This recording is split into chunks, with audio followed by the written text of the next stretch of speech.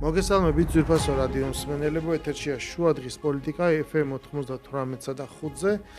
ჩვენ მაუწყებლობთ რადიო სივრცის გაზაფხულის ქუჩის სტუდიიდან, ვაგრძელებთ შუადღის პოლიტიკის მესამე სეზონს, რომელიც იმდენად წელს გამართულ არჩევნებს ეხება. თვითმმართველობის არჩევნები ჩატარდა ყველა მუნიციპალიტეტში, ქართულმა ოცნებამ ყველა მათგანში გამოგონილი ბოიკოტის პირობებში დამაჯერებლად მოიგო და რაც თავარია ჩვენ ამ შემთხვევაში ფოკუსში ყავს პირველ რიგში თბილისის საკრებულო, რაგი თბილისი არის ეპიცენტრი ამ პოლიტიკური ცხოვრების და ჩვენ ამჯერად სხვათა შორის იმ პარტიების ნაწილისგან, რომელმაც არჩევნებში მონაწილეობა მიიღო, ბოიკოტი აღარ გააგრძელა. შემდეგ აღარ მოგვისმენია წელს სხვათა შორის განცხადებები გაყალბებასთან დაკავშირებით, რაღაც ნების გამოხატული ნების ცვლილებასთან დაკავშირებით და ჩვენ ვხედავთ ოპოზიციას მართალია ძალიან მცირე 10%-იანი სიდიდით, მაგრამ მაინც წარმოადგენს თბილისის თვითმმართველობაში.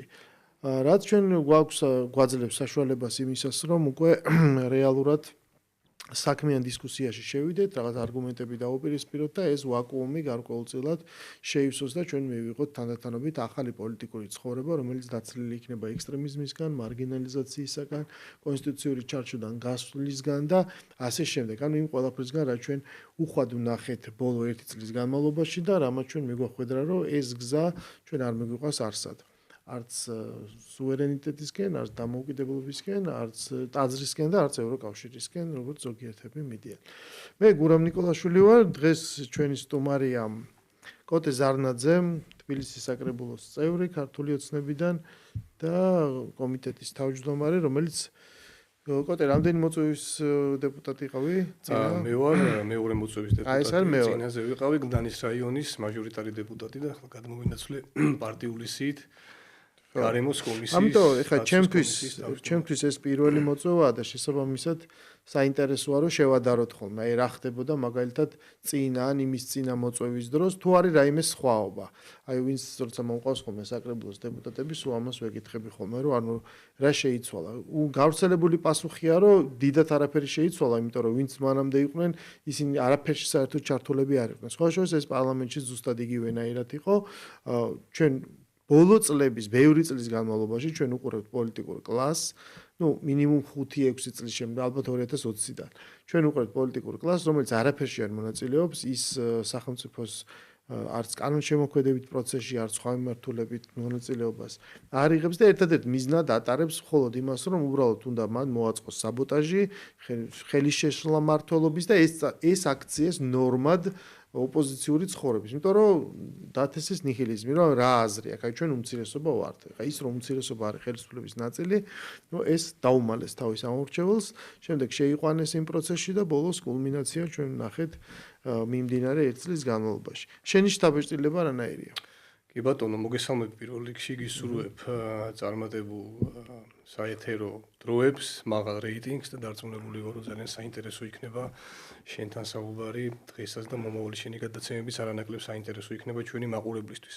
ეხლა რაც შეეხება წინა მოწვევასა და ამ მოწვევას შორის განსხვავებას, ჯერჯერობით საერთოდ განსხვავებას ვერ ვხედავ, იმიტომ რომ ფაქტობრივად ჩვენ ორი საკრებულოს ხდომა ჩავატარეთ და არსებითი განხილვის პროცესი არ ყოფილა ოპოზიციურ პარტიებთან. ერთადერთი რაც დავინახე, ეხლა ბოლო საკრებულოს ხდომაზე პარტია ლელოს წარმომადგენელმა საკრებულოს ხდომაზე ხო ვიყავით ჩვენ და შემდეგ ხო უყურეთ მაგალითად ტელევიზიის ჩანაწერს რა.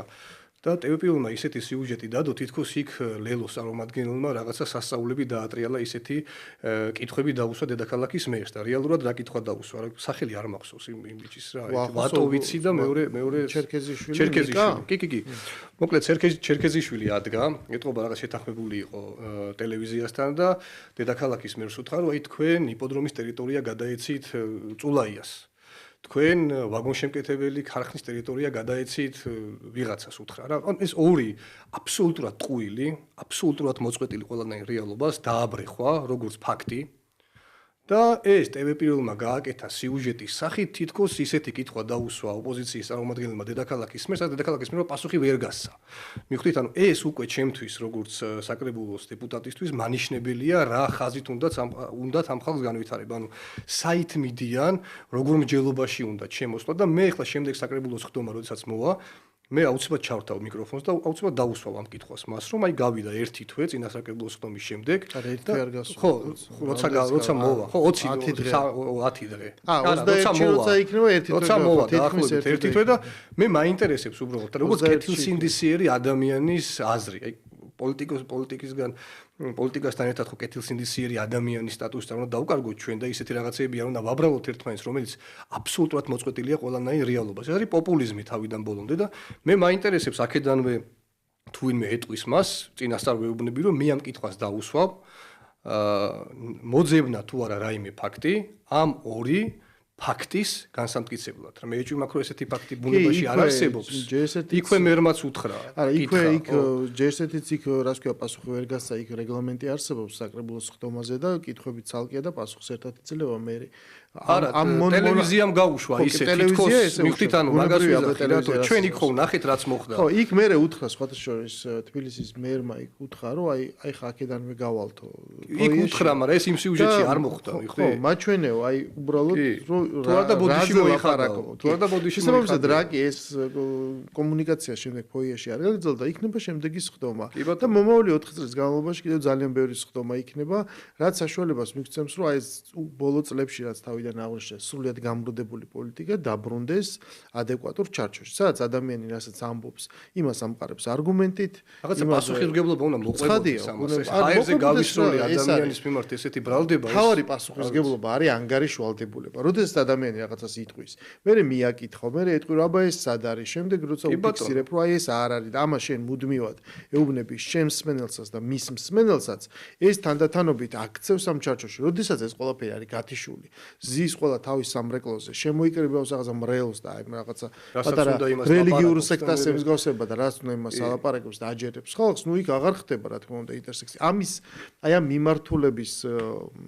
გასაღრმავებლად ბევრი იმუშავეს ბოლო დროს, მაგრამ კარგი იქნება რომ ეს ერთგვარად დამთავრდეს. კი და ისიც არის, ნახეთ, პოლიტიკური დისკუსიის სივრცე იქნება ეს საკრებულო ტელევიზიები, არის ნებისმიერი სივრცე, რომელიც მოსახლეობასთან კომუნიკაციის ხაზს, ესე ვთქვათ, აწყობს. ხო, ეს არის სასიცოცხლო მნიშვნელოვანი ჩვენი მოსახლეობისთვის, იმიტომ რომ ამ ხალხს აინტერესებს რეალურად რა ხდება.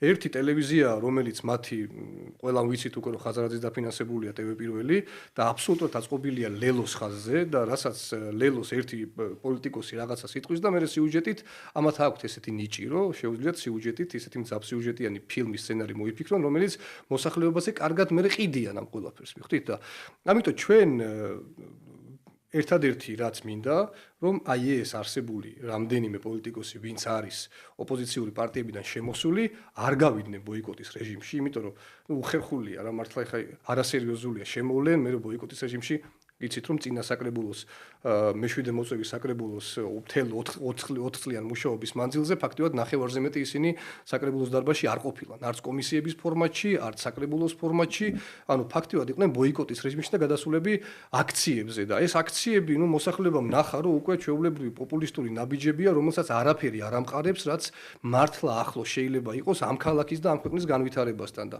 იმედი მაქვს, რომ ეს ადამიანები, ვინც მიიღო ეს მანდატები და შემოვიდნენ ახლა საკრებულოში, იქნებიან ბოლომდე ჩვენთან, ერთმანეთთან გვექნება დისკუსია, ვისაუბრებთ, ჩვენ ნამდვილად მზად ვარ და იმის მიუხედავად, რომ ძალიან ბევრად აღვემატებით ამ ადამიანებს, არ მივცემთ იმის ფიქრის საშუალებას, რომ რაიმე კუთხით მათ ანუ ჩაგრავთ, ან რაღაცა მარწუხებში ვაქცევთ არასამართლიანად, მაგრამ სამართლიანობის პრინციპის დაცვით ჩვენ მათ არაფერს არ დავაბრალებთ ისეც, რაც არ ეკუთვნით.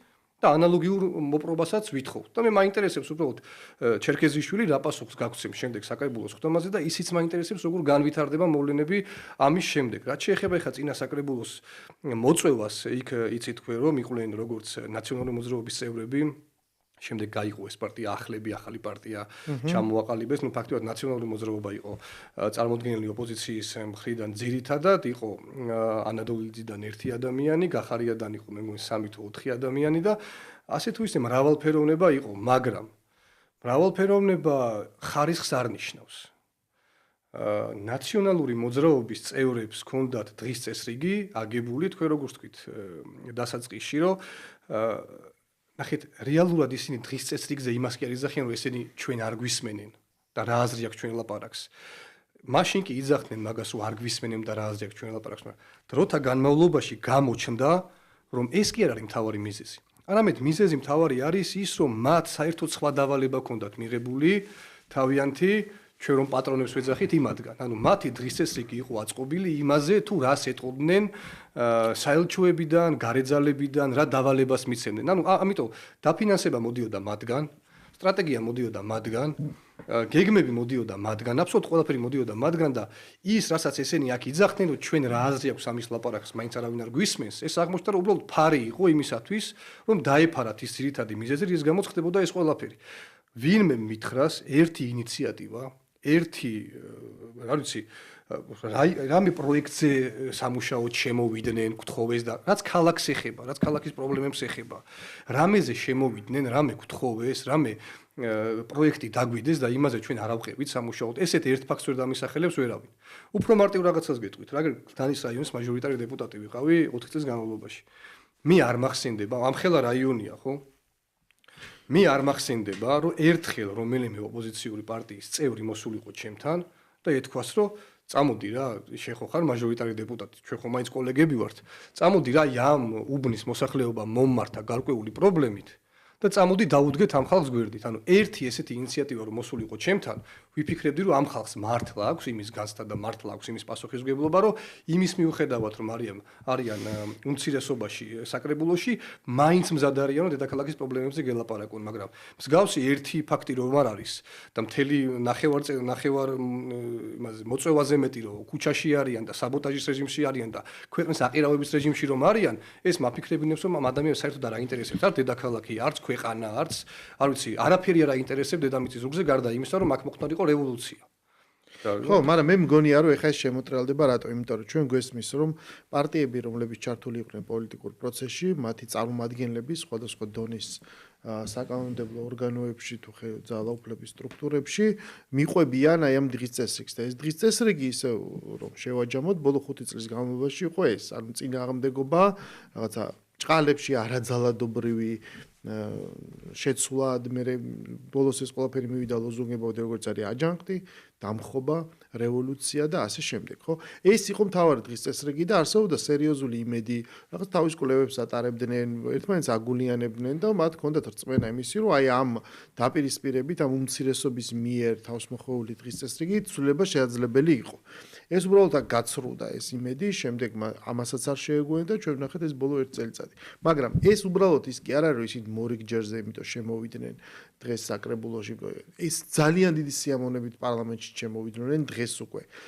გახარიამ სხვათა შორის ყველაზე მეტი ჯგუფი აიხმარა, თავისუფლად შეინახა ეს ადგილები და ეხლა რომ მიხვდა რომ ამოიწურა აი ამ ბოიკოტის როგორც ესეთი ფორმატი, შემოვიდა კიდევაც. ის 71 დეპუტატი სიამოვნებით შემოვიდა, იმიტომ რომ ხდებია რომ ეს ყველაფერი ჩავარდა. უბრალოდ საქმე ეს იქიდან ჩასო, ხო, მაგრამ უბრალოდ იმდინარე არჩევნებისთვის უკვე ემზადებიან, უკვე რამდენიმე განცხადება გამოთქვეს, რომ თქვენ ჩვენ ემზადებით არჩევნებისთვის. ჩვენ ამ სტუდიიდან ხშირად ვიძახით, რომ მხოლოდ ორ ფორმას ცნობს პოლიტიკური ცხოვრება განვითარების.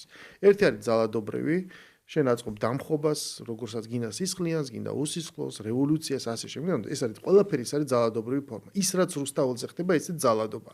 ტყუილა ეძახიან თავის თავს მშვიდობიანებს. ძალადობა მარტო ტყუის როლას არ ნიშნავს.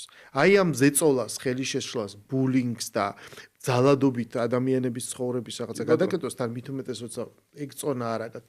ეს ყველაფერი ძალადობის ფორმებია. ციფრული ძალადობაც ძალადობაა რა. ეგ ერთი და ან არსებობს მეორე ბულინგის კამპანია ქონდათ, ძალადობა აბარ არის. გახსოვთ პოლიტიკოსის შვილები სკოლაში ვერ მიდიოდნენ. მე მახსოვს ერთი მიხეილ ყაველაშვილის შვილზე მახსოვს, მაშინ სკოლაში რო ერთი ამბავი მოუწყეს, სკოლაში შევარდნ. ეს ყველაფერი ნახეთ ემოციურ ფონზე და მეორე გზა ეს არის კონსტიტუციური და ეს არის არჩევნების გზა. სხვა გზას ჩვენ არ ვიცნობთ. ჩვენ უახლეს ისტორიაშიც კი 30-40 წლის განმავლობაში მხოლოდ ეს გვაქვს ნანახი, ხო? ამიტომ მათ ნახეს, რომ ამის ქონდათ იმედი, რომ 2003 წელია განმეორდებოდა, ეს არ ვიცით რაღაც გაურკვევლად ეს ყველაფერი ესე მოხდებოდა და ხელისუფლება აი დღემდე ლაპარაკობენ, ხო, უსმენ და კითხულობ, რა ჩამოიშლებიან, პიცკზე არიან და ცოტაც და ბოლომდე გახდა ეს. ან ბოლომდე ეს შესაძლებელი არა, მე თვითონ ეს შესრულდა, ბოლომდე შესრულდა, რომ ბოლო დადგა. ის როგორი ბოლოც ახლა შეიძლება და დამდგარიყო, ეს ბოლო დადგა და უმრავლესობა აბსოლუტურად რომ ეს დაინახა რომ ბოლო დადგა. აი ეს ცოტაც მომთხოვნებიც შეიძლება კიდევ ცოტაც ფიქრობენ, რომ ცოტაც დარჩა ვიდრე ბოლო დადგება. მათთვისაც ეს ბოლო აუცილებლად ფიქრობ, რომ დადგება, ხო? ამიტომ ისინი გაერთიანდნენ ეხა საბოლოო ჯამში და ხვდებიან, რომ აქ უნდა დაბრუნდნენ. ამიტომ, როდესაც შენ აი ამ პირობებში და მით უმეტეს შენივე მოკავშირეების მხრიდან ესეთი ბულინგის შემდეგ მიიღებ მონაწილეობას და რაღაცა ბოიკოტს პირიქით გაემიჯნები ბოიკოტს, ბუნებრივია რომ უკან აღარ შეხვალ და მით უმეტეს ისინი ხედავენ სრულად კეთილგანწყობილ გარემოს, ჩვენ გამოვთქვათ მზაობას, რომ მოდი ვილაპარაკოთ ოღონ ესე ვთქვათ არსებითად და რაც თავარი ისინი წარმოადგენენ მათ ჰქონდათ საშუალება რომ ყოფილიყვნენ ხელისუფლებაში წარმოდგენილი პრაქტიკულად 2/5-ით, ხო? 40%-ით, ამაზე თქვეს უარი. ეხლა წარმოდგენილები არიან, ხო, ეხლა თბილისში მაგალითად წარმოდგენილები არიან 10%-ით. ეს 10% შედგენილი არის 3 სრულიად სხვადასხვაგვარი პოლიტიკური სოფხედულობის მქონე პარტიით. იმდენად განსხვავებულის, რომ ისინი 2-2-1 ესე არიან მოცემულები და სამკაციან ფრაქციასაც ვერ ქმნიან, ხო? არც ქმნიან და ვერც ქმნიან. ხო, ვერც ქმნიან, ამიტომ სრულიად განსხვავებულები არიან და ეს იმისათვის, რომ თქვა გაისმას რაღაც ოპოზიციური ხმა, სხვადასხვა განსხვავებული შეხედულებით, ეს სავსებით საკმარისია. რომ მათი ხმა ერთის მხრივ ისმოდეს, მაგრამ ამ ბოლო დროს მე ვაკვირდები ტენდენციებს, რომ შეიძლება ისე განვითარდეს ქართული, აი ამ ოპოზიციური, არაბოიკოტური ოპოზიციის პოლიტიკური ცხოვრება, რომ მათ შეიძლება მოახერხონ ამ ფრაქციის შექმნა, იმიტომ რომ მაგალითად ჩვენ აგერ აღმოვაჩინეთ პირველივე სხდომების შემდეგ, რომ უცებ ორი პარტიის, როგორც არის ლელო და კონსერვატორები, თავარ თემაზე, რომელიც დღეს ხდება, ცდილობენ რომ აქციონ თავარ პოლიტიკურ დღის წესრიგად, ხო? ნუ ეს ბოიკოტი დამთავრდა და ამიტომაც რაღაც ახალი არის საჭირო. ბუნებრივია რომ ეს ახალი ვინ და პირველ რიგში დაბადეს თავისი ტრადიციული ქსენოფობიური დღის წესრიგიდან კონსერვატორებმა და ჩვენ უცებ ვიხილეთ აღზევებული ლელო მთლიანად აი ამ დღის წესრიგში და მეტიც თელ რიგ ასპექტებში ჩვენ ვნახეთ გადამლაშება. ხომ არ არის ეს ერთგვარად მზადება იმისათვის, რომ მათ საბოლოო ჯამში თანამშრომლობის კონტურები გამოკვეთონ და იქნებ რაღაც ფრაქციას დაბადონ. მე ესეთი აზრი მიჩნდება.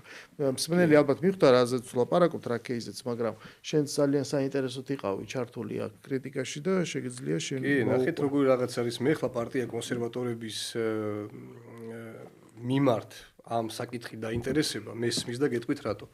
ეს არის ერთადერთი არტერია რომლითაც ეს პარტია იკვებება. ანუ თუ ამ პარტიას რაიმე ელექტორატი შეუქმნია დღევანდელ დღემდე, შექმნილი აქვს სწორედ აი ამ ხაზით. თქვენ გახსოვთ მაშინ ჰუალინგის მშენებლობის დროს დაიწყო ეს მშენებლობა, მაშინ დაიწყო ეს ქსენოფობიური და ეს ამ პარტიების ჩართულობა. ჰუალინგის მშენებლობით გახსოვს, ხო? მე ვნახე ძველი ქარდი ვიპოვე. ჩინელებს ჩამოასახლებენ. არა, ზუსტი რიცხვი რო იყო გახსოვს 126,000 ჩინელზე იყო ლაპარაკი. ჩინელს ჩამოასახლებენ. უკვე მე-12 წელია თვით საქართველოში უნდა ცხოვრობდეს მათი დათესილი შიშის თანახმად 126,000 ჩინელი. ესე იგი, ჰუალინგის პროექტი მახსოვს, მაგისტრალის პროექტი მახსოვს, ჩქაროსნული მაგისტრალი ხო გახსოვს მაშინაც ჩინელები ჩამოიყვანეს. მე მახსოვს რა ოღონდ ეს ძალიან ისე კულუარებში ქონდათ ეს ჭორი დაყრილი, რომ ყიდულობენ ქართულ მიწებსო. აი თუ გახსოვს არ ვიცი რა. აი ქართული მიწისო ზედაფენაო არის მოსავლიანიო. ხო. და ამას ჭრიანო და მიაქვს რა და ჩვენ გვიტოვებენო რაც უარგისიაო და არ ვარგისია. თითქოს ესე შეიძლებოდა ეს მიწის ფუმუსური ფენის მოხსნა რაც კანონი უნდა მოხსნა. პირდაპირ სისხლის სამართლის დანაშაულია. ხო რაღაცა თითქოს ესე შეიძლება მოხსნა, მე ამის დატვირთვა, მე გატანა და კაციშვილი ამაზე. მე იქ ესე გადააგებენ ჩინურ იმაზე და ნუ კაროს რაღაც სასწაულებით ცდილობდნენ ადამიანების შესწავლაში შეყვანას, მაგრამ ფაქტია რომ ამ ფაქტმა იმუშავა. ხო, რაღაცა რაოდენობა იმუშავა რა და ჩვენ შეიძლება დღეს ამაზე ლაპარაკი რომ დავიწყეთ, მაგალითად მე და შენ რომ დავიწყეთ ამაზე ლაპარაკი, შეიძლება დღეს ეს არაპოპულარული განცხადებებია, რა ჩვენ გავაკეთეთ, იმიტომ რომ მოსახლეობის თავში ძალიან არის დებენ, რომ აი ჩვენ კარგავთ ქართული მიწების გაყიდვა და ასე, იმიტომ რომ მათ სწორ არტერიაზე დაждდნენ მაშინ და ჩვენ არ აუხსენით მოსახლეობას თავის დროზე ეს სწორ. ხო, მაგრამ მე მაინც მგონია რომ უნდა გავყოთ. ეს მოსახლეობა ძალიან არა არასწორი ტერმინია, იმიტომ რომ ვიღაცაზე მოქმედებს, ვიღაცაზე არ მოქმედებს, მაგას ვიცი. ხო, აი ვიზეც მოქმედებს იმ რაღაც გარკვეულ უმცირესობაზე, მუშაობს ბუნებრივია და მათაც უნდა აუხსნათ ცხადია. ხო, და მათ უნდა აუხსნათ. ჩვენ დისკუსია უნდა გავხსნათ ამ ადამიანებისთვის, რომ ჩვენ ამათ ველაპარაკოთ რა. ველაპარაკოთ ერთი ძალიან მარტივი რამ, რომ ამ ქვეყნის განვითარება არის ერთ-ერთი ყველაზე მნიშვნელოვანი მიზანი ამ ქვეყნის ხელისუფლების. ანუ ამ ქვეყნის ხელისუფლებას აქვს გადაწყვეტილი რომ ეს ქვეყანა განვითარდეს.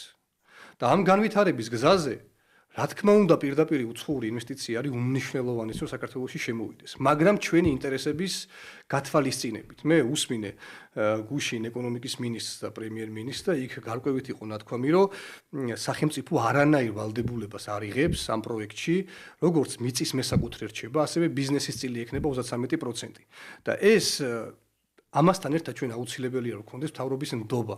თუ მთავრობის მიმართ ნდობა არ გვექნება, გამორიცხულია რომ ხელისუფლებამ ჩვენი მხარდაჭერის გარეშე ნდობა ნიშნავს რომ ნდობა ჯერ 100%-ს ვერ ექნება. დიდი ნდობა მოსახლეობის დამსახურებული აქვს ამ ხელისუფლებას. ეგ მანდატი ჩვენ გვაქვს. ეს დადასტურდა ბოლო რამდენიმე არჩევნებზე და ბოლო არჩევნებზე საერთოდ კატასტროფული შედეგით მოვიგეთ. ეს თან მზარდია. ხელისუფლებაში ყოფნის მე-13 წელს ხელისუფლებას აქვს მზარდი რეიტინგი. ეს არის, მე ვფიქრობ, მთავარი ნიშანი იმისა, რომ მოსახლეობის დიდი ნდობა აქვს ხელისუფლებას და შეუძლია სტრატეგია, რომელიც დაისახა ამ ქვეყნის განვითარების გზაზე, შეასრულოს. ჩვენ უდგავართ მას გვერდით, იმიტომ რომ მე დარწმუნებული ვარ, რომ ის ხელისუფლება, რომელიც ხელისუფლებას დღეს ამ მომენტში საქართველოს ყავს ლიდერებად, ჩვენ ახლა არ მინდა რომ წინა პერიოდს უდად შევეხო, მაგრამ ფაქტია, რომ 2024 წელს ჩვენ არსებითად ახალი ხელისუფლება მივიღეთ. ეს ფაქტია, ამას აღიარება ჭირდება, იმიტომ რომ 2024 წლის შემდეგ საქართველოს აღმასრულებელი ხელისუფლება შეცვალა ყველაფერი აბსოლუტურად საქართველოს განვითარების გზის მიმართულებით. იქნება ეს კორუფციასთან ბრძოლა, იქნება ეს სახელმწიფო შესყიდვების უფრო დახვეწა, იქნება ეს საგარეო პოლიტიკის გამყარება, თუ ასე და ასე შემდეგ. ამიტომ მე ვფიქრობ, რომ საქართველოს დღევანდელი ხელისუფლების გადაწყვეტილებები მიმართული აბსოლუტურად და 100%-იანი იქნება ამ ქვეყნის განვითარების რომ განვითარდეს, მიხვდით და რაღაც კუთხით ახლა ადამიანების რევოლუცია პრინციპში რომელსაც ითხოვდნენ მოხდა, ოღონდ შიგნით. ხო, მოხდა შიგნით და ფაქტობრივად ახალი ხელისუფლება გვყავს. ეხლა ეს უნდა ვაღიაროთ. ნახე რა არის, მე მაინც მომხრე ვარ იმისი, რომ ისე დეტალებში ჩავიდეთ, რომ ეს ცხადია, რომ ქართული ოცნება თავის ამორჩეველს არ ატყუებს. მან უთხრა, რომ ჩვენ გვჭირდება, რომ გავხდეთ მაღალშემოსავლიანი ქვეყანა, აი ამ საშუალო შემოსავლიანობიდან, აქ უნდა მივიდეთ, ეს იქნება ჩვენი ერთ-ერთი წინაპირობა იმისათვის, რომ გავხდეთ ევროკავშირის რეალურად წევრობისთვის ყველა კრიტერიუმის დამაკმაყოფილებელი, ხო? ამიტომ ჩვენ ყველაფერი უნდა აუხსნათ და ის, რომ შენ რაღაცა ეკონომიკური ზრდა გექნება, ეს ინვესტიცია მნიშვნელოვანი, იმიტომ რომ სხვა გზა ჩვენ არ აგვაქვს, აბა როგორ უნდა გავაკეთოთ სხვა რამე, ეს ჯდება ამ დაპირებებში, მაგრამ ჩვენ უცებ ვიღებთ პარტია ლელოს, რომელმაც ამორჩევლები მოაბილიზა ანტირუსული რიტორიკით, მიაწერა ხელისუფლებას და იქ ეუბნებოდა კვირაებს თვლიდა, როდის წავიდოდა ბიძინა ივანიშვილი მოსკოვში და ასე შემდეგ. და უცებ დღეს ეუბნება, რომ იცი რა არის ეს პარტია, რაც მოვიძ მე თქვენი ნდობა გავაცრუე ბოიკოტში წავედი, მე კიდევ ერთხელ გავაცრუე ეს ნდობა ბოიკოტი, კარგია რომ გეუბნებოდით და მე არჩევნებში დაუბრუნდი და ეხლა რომ მოვიგე იმისთვის რომ რაღაცები უნდა გამოვგლიჯოთ, უცებ აღმოჩნდა რომ თავისი დოქტრინა, მსოფლმხედველობა დღის წესრიგი შეცვალა და აი ის ეს ხა გვერდზე მჯდომი პარტიისგან, ანუ კონსერვატორებისგან, იგივე ალტინფოსგან. აი ამას რატო არ უხსნის თავის ამომრჩეველს მე არ ვიცი. ჩემთვის ახლა შე რო თქვი რომ მე მაგალითად მოუთხოვ პასუხს ლელოს წარმომადგენლებს იმაზე რომ აი თქვათ რაღაცა დაგვაბრალეს და სად არის საბუთი. მე ყველაზე მეტად მაინტერესებს პერსონალურ დონეზე, იმიტომ რომ მე მაქვს ეგეთი თეორია, რომ ეს ხალხი უბრალოდ იმყოფება რაღაცნაირად დაბოღმელი მამუკა ხაზარაძის მძევლად. ანუ მან გადაწყვიტა რომ ვინაიდან ყველა საქმე წააგო, აი ერთ-ერთი ახალი თემა არის, ხო, რომ ვაშინგტონის არბიტრაჟი წააგო და მოუწია თავისი პარტნიორის პირით იჩივლა, მაგრამ უთხრა რომ ნუ გეშინია იჩივი, იმიტომ თუ წავაგეთ ფულს მე გადავიხდიო და მე ეს გადარიცხვაც ნახეთ რომ მან გადაიხადა ეს ფული. ყველაფრისგან წაგებულმა გადაწყვიტა რომ დღეს აი ამ ხაზს დააჯდეს. ну ახალი ხაზი იპოვა, ახალი სასუნთქი. აი მე მაინტერესებს ეს ადამიანები, აი ეს ორი წევრი, ვინ ჩვენ ყავს საკრებულოში, ასეთივე კომფორტულად გზნობს თავს და აი ესე გაიმეორებს იმ რიტორიკას, როგორადაც მათი ეს თქვათ. არა, ეხლა იმაზე დაიწყეს ჭიდაობა გუშინ უყურე, ვინ პირველად დაიწყო ამაზე ლაპარაკი. გადაცემა. კაი, მაგას არ აქვს შენს მნიშვნელობა, ვინ პირველად, ვინ მეორე. როგორც უნდა, მაგრამ ყოველ შემთხვევაში პირველი ლელოც რო ყოფილიყო, იმაზე უფრო პირველი ვერ იქნება, შეიძლება ამ თემაში იყო პირველი, მაგრამ სხვა თემები ხო ეს ზუსტად ალტინფოს სულისკვეთებაში ჯდება და შენ დღეს რო აქამდე არ იყავ ამით შემჩნეული დღეს მოდიხარ აი ესეთი თემით ცხადია რომ ეს ნასესხები არჩევნებამდე მსგავსი არაფერი არ მოგვისმენია ხო ჩვენ ვისმენთ ეხლა შესაბამისად მე აი უცხოელებზე რამის გასხვისების პროტესტი მე მამუკა ხაზარაძის პარტიიდან არ არის უცხოელებზე გასხვისების პროცესი აქ ლაპარაკი არის ისეთ სიტყვათ შეთანხმებებზე, ესე რომ ვთქვათ, ისეთ wording-ზე, რომელთაც არავინ არ გამოირჩეოდა. ხელისუფლებაზე იძახის, რომ კრწანისის წმინდა მიწა, ეს წმინდა ტერიტორიები გადასცა უცხო ტომელებს. ანუ თვითონ ტერმინების ემოციური სიმძაფრე წარმოიდგინეთ, ხო? ეხლა და მათ აწყვეს, რომ მე ამიტომ მაინც ეკონომიკა ერთია, მაგრამ მე მესმის, ვთქვათ, ის ტკივნეული წერტილი, საიდანაც ცდილობენ ისინი манипуляციას, ამიტომ მე მინდა ეს რაღაცნაირად აი ამ ასპექტს გამოვეხმაურო სწორად. იმიტომ რომ თუ შენ ილაპარაკებ, რომ აი არაბული ქალაქი შენდება და ამაზე თუ დავიწყებთ ჩვენ დისკუსიას, და ამას ცდილობენ. ხო მე ვიყავ ერთ დებატში და მხოლოდ ამას ცდილობენ. არაბული ქალაქი კარგია თუ ცუდი. არაბული ქალაქი შენდება თუ რა შენდება, ამაზე კი არ ლაპარაკობენ იმ ობიექტურ პარამეტრებს. პირდაპირ არ ქმნიან სახელზე. ეხლა მე შენ როგორ ვინ უნდა თქვას, რომ კარგია რომ საქართველოს გახდეს არაბეთი. ეს სისულელეს ხო ვერავინ ვერ იტყვის.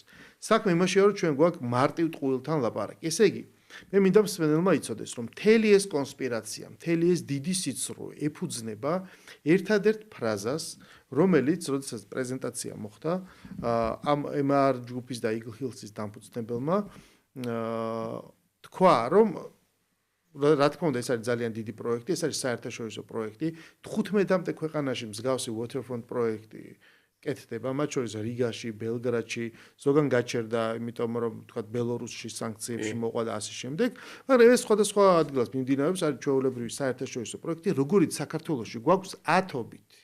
ანუ მთელი ბათუმი, უამრავი მსხვილი პროექტი, თაბორის მთაზე გოლფ კლუბი, სადაც ეს ვილები ყველაფერი იდგმება და კიდე უამრავ მიმართულებაზე ჩვენ გვაქვს უამრავი ამ ტიპის მსხვილი პროექტი, რომელიც გაყიდვებს აწარმოებს საზღვარგარეთაც.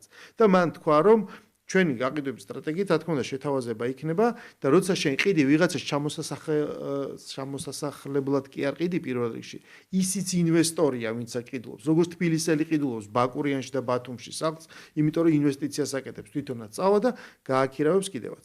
და იმისაც რომ გაყიდვების სტრატეგია არის, რომ შეიძლება 60%-ამდე ან ნაკლები გათვლილი აქვს თავის ტვინში, მაგრამ შეიძლება ნაკლები იყოს ეს. ნახეთ, ეს ციფრი აიღეს და მოთარგმნეს, ეს გაიყიდა არაბებზე, რომ შესაბამისად ჩვენ მივიღებთ კომპაქტურ არაბულ დასახლებას, ანუ თუ უნდა გაიყიდოს, მილიონერებმა უნდა იყიდოს, რაც ჩვენ იძახთ და მილიონერი თუ არის და დუბაიში ცხოვრობს, თელესოფლიო დუბაიში მიდის საცხოვრებლად, ის ფონიჭალაში რატომ მოდის გაუგებარია.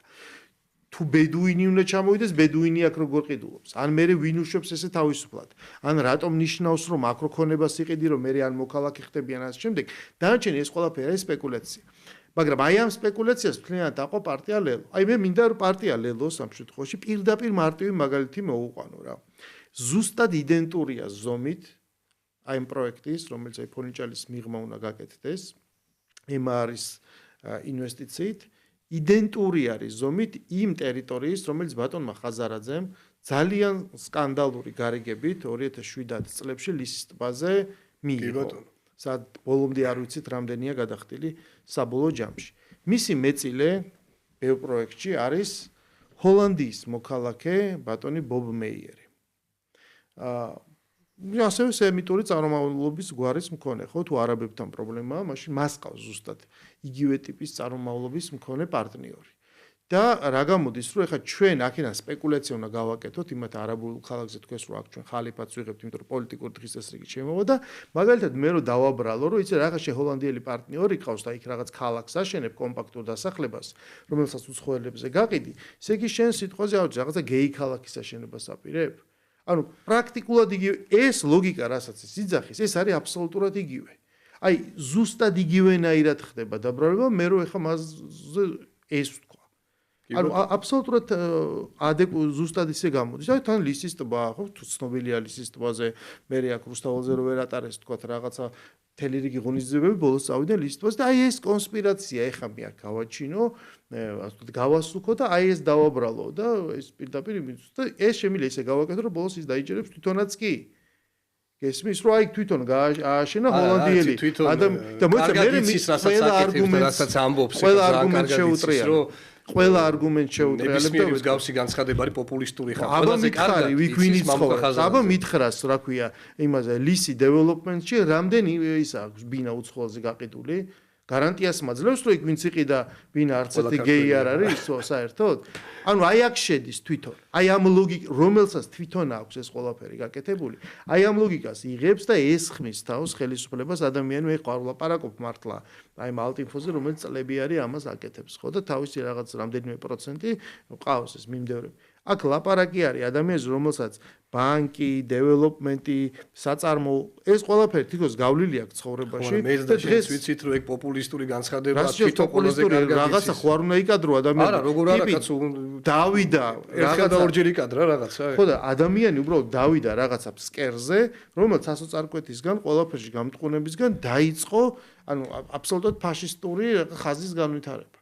ეს მართლა იდენტურია. ყველა მდგენელი სახეზია. უცხოური ინვესტიცია, უცხოური. ანუ რამ გაყო ეხა არაბული და ჰოლანდიური ძალიან მაინტერესებს. აი მე გამიგია რომ ხაზარაძე არ არის გვარად და რაღაც სხვაგვარი ქონია ეგ. ანუ კაი ეგ ჭორი რაღაც საბუთი ხონა იყოს, მაგრამ მე ხა საბუთიდან ამოვდივარ, გესმის? ეს სად არის? მისი ჰოლანდიერი პატრინიორი. მე რა ვიცი რომ მას თავის ჰოლანდიური წესრიგი არ აქვს. მამუკა ხაზარაძის თვითონ მამუკა ხაზარაძემ ყველაზე კარგად იცის რომ ის განცხადებები და ის რიტორიკა რაც ამ პროექტთან დაკავშირებით ბოლო პერიოდში გაუჩნდათ არის ახალი სასუნთქის მოძებნა რომ იქნებ რამენაირად ამ პარტიის გაწოცხლება შეძლოს იმიტომ რომ პარტია ფაქტიურად არჩევნების შემდეგ ოპოზიციაში აქციებზე ვერ გადიან იმიტომ რომ გახსოვს აქციაზე რომ მივიდა ის ტოპ-twin გეგელია თავში რაღაცა ჩაარტყეს უკრაინის დროშა იყო ის რაღაც უკრაინის დროშა თავში ჩაარტყეს აქეთ პოლიტიკურ დღისწესს ვეღარ ქმნის, ამხელა ტელევიზია აქვს და ვერაფერში ვერ იყენებს და ეხლა ეძებს ახალ სასუნთქს, საიდან შეძლოს ამ პარტიის რეაბილიტაცია მოახდინოს რამენაირად.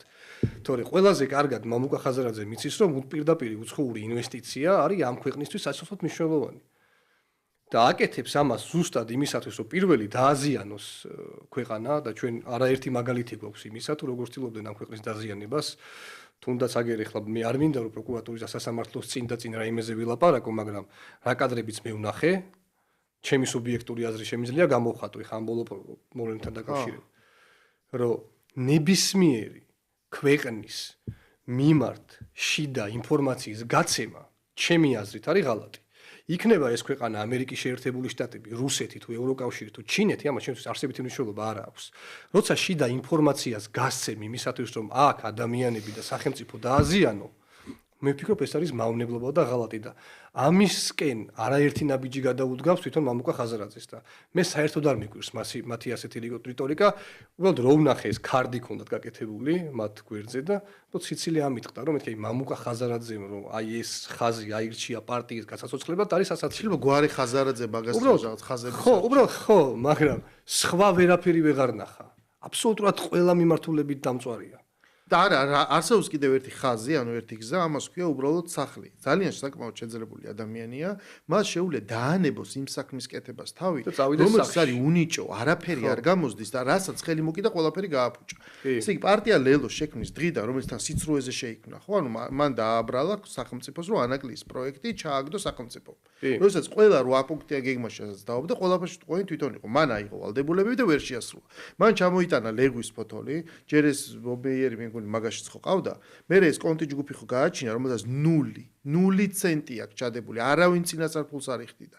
ზუსტად დღეს იმას აბრალებს სახელმწიფოს, რომლის კონტრაქტის პირობებიც მიუხედავად იმისა, რომ კომერციული საიდუმლოა, ძირითადი პარამეტრები ცნობილია, ანუ ხელისუფლებამ თქვა, რომ ჩვენ აქ არაფერს არ ვდებთ, არანაირი გარანტია, არანაირი ვალდებულება, არაფრით არ შევდივართ გადა იმისა, რომ მონაწილეობთ აი ამ მიწით და მოიცა კი, მაგრამ ნამახვანში რო პროექტი იყო, ზუსტად იგივე ალტიფო მაგას არ იძახდა, რომ კი, მაგრამ ჯერ რას ვყიდით და რა ხეობა მიცეს არა ეს ყველაფერი ხო ბოდვა იყო, მაგრამ არგუმენტი ის იყო, რომ სად არის სახელმწიფოს წილი.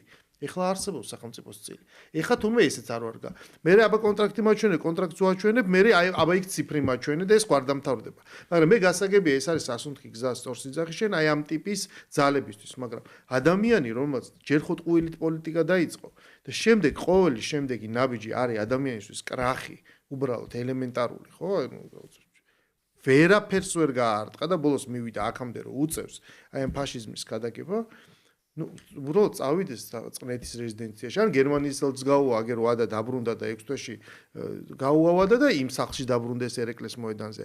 მთელი ეს რესურსი თან მისი შემოსავლის ერთ-ერთი მნიშვნელოვანი წყარო არის ეს ლისი დეველოპმენტი რა, რომელიც სხვათა შორის თვითონ ინტერვიუებს იძლეოდა თავის დროზე. წუწუნებდა რომ თვითონ სააკაშვილმა ბევრი გადამახტევინაო მაშინ, ის ხო წაართვეს სხვას და მე ამან იყიდა და ბევრი გადამახტევინა და ვაიმე რა მძიმე და შემდეგ როდესაც ხელისუფლება შეიცვალა, როდესაც ის ეკონომიკური პოლიტიკა წარიმართა ქვეყანაში, რომელიც ქართულმა ოცნებამ გაატარა და ის ეკონომიკური ზრდა მივიღეთ, რაც მივიღეთ და ბიზნესის დაცულობა იგრძნო და ფასები გაიზარდა უძრავ ქონებაზე. სწორედ იმის გამო, რომ საერთაშორისო მოთხოვნა გაჩნდა, ამითი ერთ-ერთი უდიდესი ბენეფიციარი, რომ ათეულში თავისუფლად ხდება, არის მამუკა ხაზარაძე. აი ამ აღებულ ფულს დღეს ის აძლევს საკუთარ ქვეყანაში ნაშოვნ ფულს, სწორედ თავრობის პოლიტიკის მეშვეობით ნაშოვნ ფულს ის იხდის უცხოელ ლობისტებში და ის იხდის არბიტრაჟში, რომ მე ქვეყანას ფული მოუგოს და კიდე მეტი ფული წაიღოს. მეტი არაფერი არ თურქებს, რომელსაც აკრიტიკებენ, მეტი არაფერი არ გაუკეთებიათ. ზუსტად მე იმ არბიტრაჟის შედეგად მოიგეს მედია საქართველოს კიდე გამონახავს რაღაც საშუალებას, რომ არ მოგვიწიოს ამ ხელაფულის გადახდა, მაგრამ საბოლოო ჯამში სრულიად გამართული კონტრაქტით მე ესე მოგვიგეს ეს არბიტრაჟი. აი ამ ისტერიის გამო, რომელიც ატეხეს მაშინ თურქებზე, ეხლა ტეხავენ ვითომ არაბებზე, ჩვეულებრივ დიდ კორპორაციას, რომელიც თელ სოფლიოში აშენებს. გესმის? ამ და ამაში არის ადამიანი ჩართული. წარმოიდგინე რა უნდა იყოს. ჩვენ ისიც უნდა აუგზავნოთ მოსახლეობას, რომ საქართველოში საიმიგრაციო კანონები და საიმიგრაციო პოლიტიკა მოქალაქეობის მიღება და ასე შემდეგ არის ერთ-ერთი ყველაზე რთული ევროპის მასშტაბით ქვეყნებს შორის, ანუ ურთულესია. ეს ბინას ვიყიდ ამ ხალხს როგორ უხსნიან, ნახე ხა მინდა რომ ძალიან მარტივად ავხსნა რა. არაბები აშენებენ ქალაქს 60%-ზე მეც მიყიდიან არაბებს, რომლებსაც მიყიდვისთანავე ჩვენ მივცევთ მოქალაქეობას. რაღაც აი ესეთი მარტივი ხო და ეგეთი მარტივი რაღაცა მუშაობს.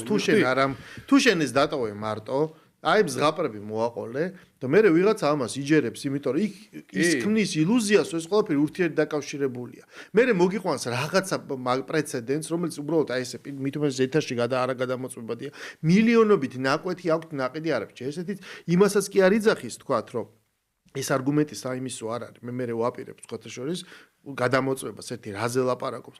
თუ მილიონობით ნაკვეთი იმათმა იყიდეს რაღაცა უცხოელებმა და არაბებმა ბაზალეთის ტბა წაიღეს და ოქროსაკვანი წამოიღეს იქიდან და წაიღეს დუბაიში, სად არის მე ეს ქალაქი? ხო წლების წინ იყიდეს ეს არგუმენტი გითხრა, კიდე ერთი არგუმენტი გითხრა ძალიან დამამახსოვრდა, რომ ანუ 6 მილიონ ნახევარ დოლარიანი ინვესტიციაო. ესო იმხელა ფულიაო, რომ ამითო აქო პოლიტიკური დღის წესრიგის შეცვლა შეგიძლიაო. გახსოვს ესეთი რამე გითხრა რა და ანუ ეს ხალხი რას იძახის, იცი რომ ქართველები იმდენად სულ გაყიდული ერი ვართ, აი ამას იძახის პირდაპირ აღწევს მნიშვნელობით, რომ ნებისმიერი ადამიანი, რომელიც აქ შემოვა რამდენიმე მილიარდი დოლარით, აბსოლუტურად ყველას ჩვენ ცხრებივით გავყვებით.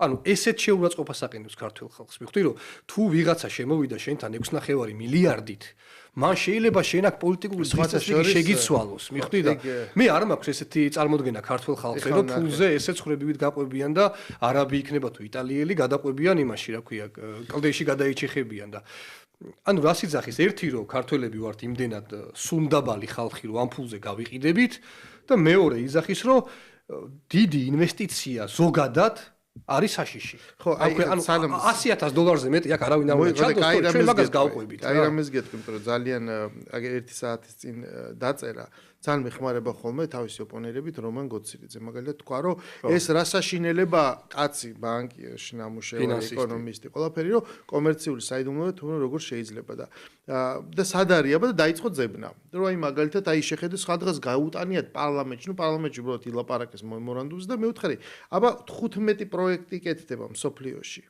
Eagle Hills-ის. აბა მანახე ერთი კონტრაქტი და მე გაჩვენებ ჩვენსას. სადაც არ არის. დაიწყო ძებნა, იწვალა 2 დღეს, 3 დღე ვერ იპოვნა ეს ყველაფერი, რა თქმა უნდა და გაჩუნდა შენ. ეხლა დღეს დაწერა მაგალითად აი შე რო თქვი ინვესტიციაზე, რომ 97-2024 წლებში 28.8 მილიარდი დოლარის ოდენობის პირდაპირ უცხოური ინვესტიცია შემოსული და უდიდესი ნაწილი არის დასავლური. ევროკავშირის ქვეყნებიდან პირველ ადგილზე ცი რომელია?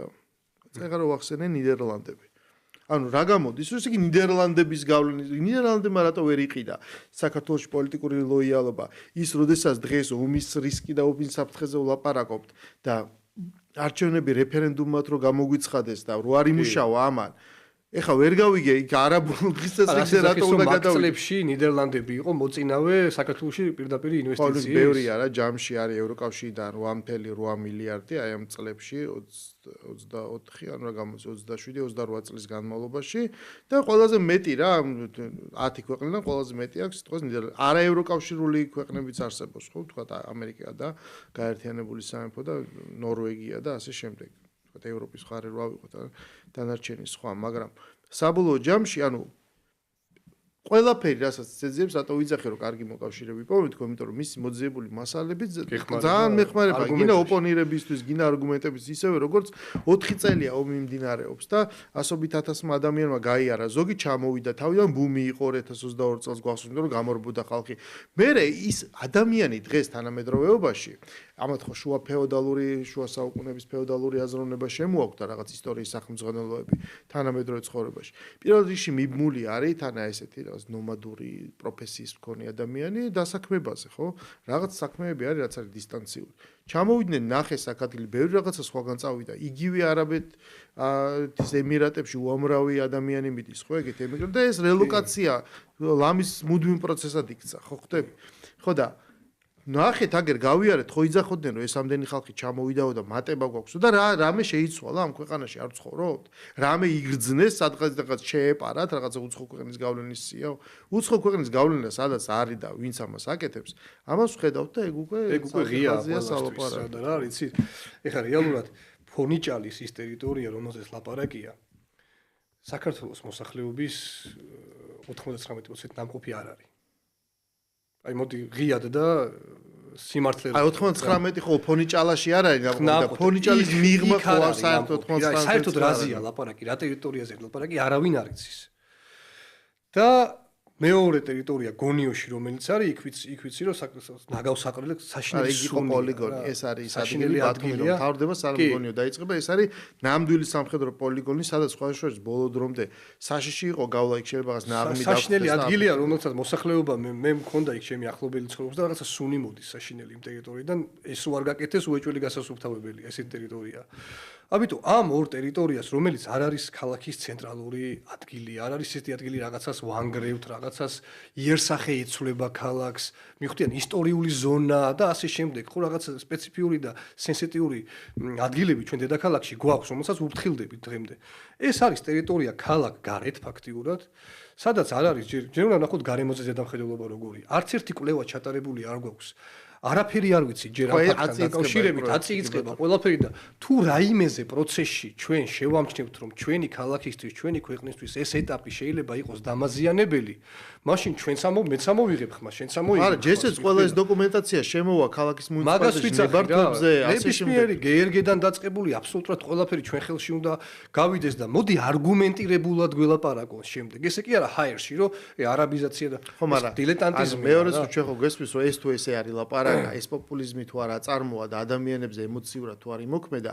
ისე ეხა ვერ გამოიწვევს იმ რეზონანსს რასაც აქ რო დაჯდეს აქ და დაიწყოს ეხა ფურცლები და ციფრებით ლაპარაკი მე რო ვეტყვი რომ სიტყვაზე იგივე ის ტყე-პარკი რომელიც არსებობს საპროექტო არეალში არის 200 ჰექტარი მთლიანად საპროექტო არეალი არის 629 ჰექტარი იმ არათუ ტყე-პარკთან შეხება არ ხდება არამედ ის სააგენტო ველური ბუნების რომელიც მას ესე ვთქვათ ყურადღებას აქცევს ის იქიდან არათუ არ გადის პირიქით აძლიერებს საზედამხედველო ფუნქციას იქ არის უამრავი რაღაც უდაბნოს მაგვარი ტერიტორია სადაც განაშენიანება უნდა მოხდეს აქედან მხოლოდ იქნება აი ეს რეალური ფართობი რომელზეც მშენებლობა მოხდება ამის დაახლოებით 600-ზე მეტი ჰექტარიდან 50 ჰექტარი სინამდვილეში. ნუ მე აქ ვეღარაფერს ვეღარ იტყვის და არ ჯობია ისევ რაღაც ვიდეოები გადაიღოს არაბი თურმე როგორ მიდის ტროტუარზე? ხო. არა ეხა მაგარი ისა აქვს. ის სანარაბი ან არ არის და ის სადღაც თან ქართველმა გადაიღო სპეციალურად ასეთი манипуляციისთვის, მაგრამ ამას თავი დავა. ხო, მაგრამ მე მაინც ფიქრობ, რომ მოსახლეობის ფიქრობ არა, რაც ვიცით ის არის, რომ მოსახლეობის აბსოლუტური უმეტესობა და უმრავლესობა უკვე გაზრდილია, გამოვიდა მაგ ჩარჩოებიდან, რითაც ადრე ამ ბუშჩი ყავდა ჩაკეტილი. და ის ნაწილი, რომელიც ჯერ კიდევ მათ რაღაცა ელექტროენერგიის სახით დარჩა, იმ ადამიანებთან ესეთი საუბარი გახსნა თემების პირდაპირ ლაპარაკი იმუშავებს. იმიტომ რომ ჩვენ უნდა ვთქვათ, რომ ამ პროექტით, არა მარტო ამ პროექტით, არამედ სხვა ბევრი პროექტებით კიდე რაც მიმდინარეა, მაგრამ ამ კონკრეტული პროექტით, ამ კაცმა თქვა, რომ მე მირჩევნია, რომ აქ ადგილობრივი არქიტექტორი დავიქირავ, ადგილობრივი დიზაინერი დავიქირავ, ადგილობრივი მშენებელი დავიქირავ პირველ ეტაპზე. ანუ ამათმა კიდე რა თქვა, ეხლა დამავიწყდა, რომ არაბებს ხომ მივყიდით. პლუს ჩამოყავთ პაკისტანელები და ინდოელები 30000-ო თან თქვის, ციფრი თქვის, რომ 30000 პაკისტანელი და ინდოელი ჩამოყავთ აქ, გაჭირვებული ფენა, რომელსაც მე აქ დაასახლებენ, რომელსაც ჩვენ უკან ვეღარ გავუშვებთ და მოკლედ როგორი სურათი აქვს შექმნილი რა. არაბული ინვესტიცია იდება, ჩამოყავთ არაბები სამუშაოდ, მიყიდიან არაბებს და გახდება და ეს არაბები სწრაფად მრავლდებიან კიდე. ხო, არა, გავიგე. ეს შიში იმდენად რეალურად დანერგეს რა. ეგ არის მეთოდი, რომელიც ესე მუშაობს წმინდა კომუნიკაციური თვალსაზრისით წარმატებით. შესაბამისად, ამას უნდა ელემენტარული მხილება, ერთი, რომ ეს არის ტყუილი და მეორე ამას ჭირდება, მაინც ადამიანს რა რჩება, იცი რომ ეჭვირო შეეპაროს სიმართლეა ტყუილია, მაინც ეჭვებზე შედის და ამაზე ფიქრობს. ძალიან წნარად და მშვიდად მე უნდა აუხსნა თანათანობით უნდა აჩვენო რა და როგორია. ნუ ჩვენი დრო ამოიწურა, მაგრამ ჩვენ მე ეჭვი მაქვს რომ კიდე ბევრჯერ მოგვიწევს შეხვედრა, იმიტომ რომ ძალიან დინამიურად განვითარდება პროცესი ამ და სხვა მიმართულებითაც, იმიტომ რომ ყველაზე ისეთ პლატფორმად, ქმედით პლატფორმად, იქცა თბილისის საკრებულო, სადაც პირდაპირ შეიძლება ესე საქმიანად შვიდგარემოში ოპონირებით კონდეს დისკუსია პოლიტიკურ ოპონენტებთან. მადლობა სტუმრობისთვის, ჩვენი ეთერი დასრულებულია, დაუბრუნდებით ხუთშაბათს.